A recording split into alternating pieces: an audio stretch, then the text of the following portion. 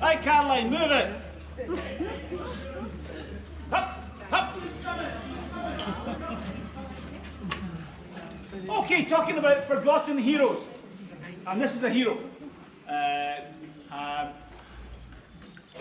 1759, Robert Burns was born.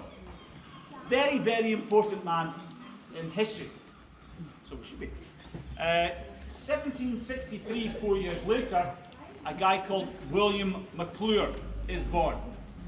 And William McClure is basically forgotten to history, but he shouldn't be. He was. Okay, we've got bikes coming up. Can we make a path for the bikes? Alright, can we make a wee path for the bikes? Big path for the bikes, they might be serving people. On you go. Coming through anyway. Thank you very much. Okay.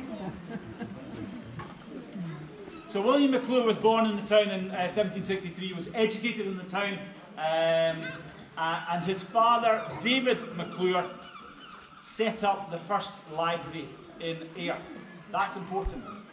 This is not the first library in Ayr, it's maybe the second or third library in Ayr, but you've got John Knox, William Wallace and Robert the Bruce, and I believe that one of these statues, I think that it's the one to the right, is actually the only statue in the town of Robert the Bruce. Okay? But the original library would have been where McKinnon and Company was. So David McClure's father did that. He went over to America and he made his fortune. He made his fortune as a merchant. Now that's important. If you think of, we've got 100, maybe not 100 left, but we've got maybe 90 left. A merchant who was at the top of his game, or it was his game, could have had 90 boats going from ship to shore, ship to port, all over the place.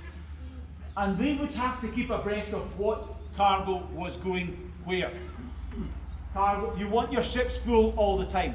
So you've got to have an incredibly organised and mathematical brain. These guys are geniuses. They've just got a massive ability to multitask.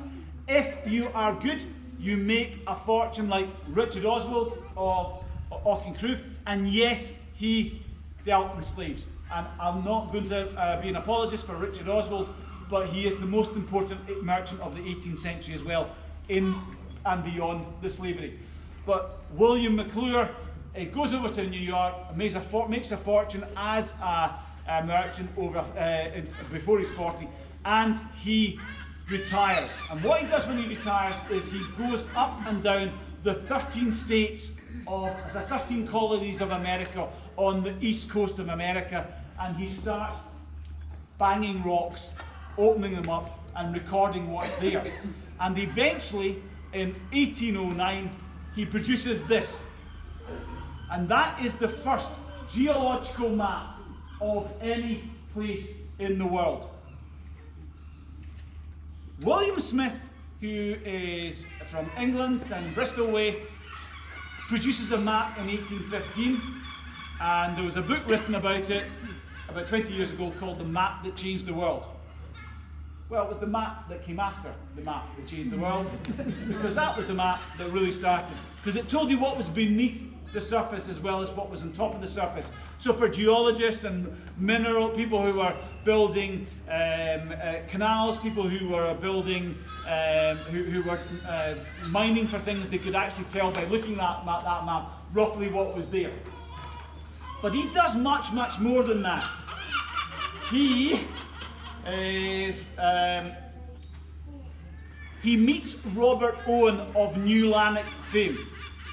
And Robert Owen of New Lanark fame goes over and sets up somewhere called New Harmony. He needs somebody to fund it. William McClure funds it and runs most of it for the time. It's really, really important, Robert Owen, for New Harmony for about 5 or 6 years, and then it kind of peters out. But it's a centre of intellectual learning. Robert Owen gets scunnered with things and comes back to Britain, but he leaves 3 sons.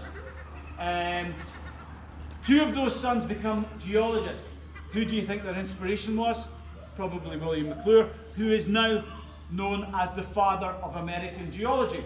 One of Robert Owen's sons becomes a senator in the United States, and he is the man that proposes the act that introduces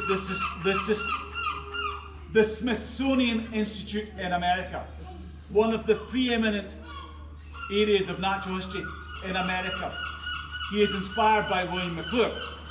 On his death, he leaves a fortune, and that fortune goes to build 150 working men's libraries in America, which is quite an appropriate legacy for a man born of the man that set up the first library in Ayr. Okay? Ladies and gentlemen, thank you so much. I did not expect 116 people here. The first thing I'm going to ask you to do is put a round of applause for Jill and her family. Thank you so much.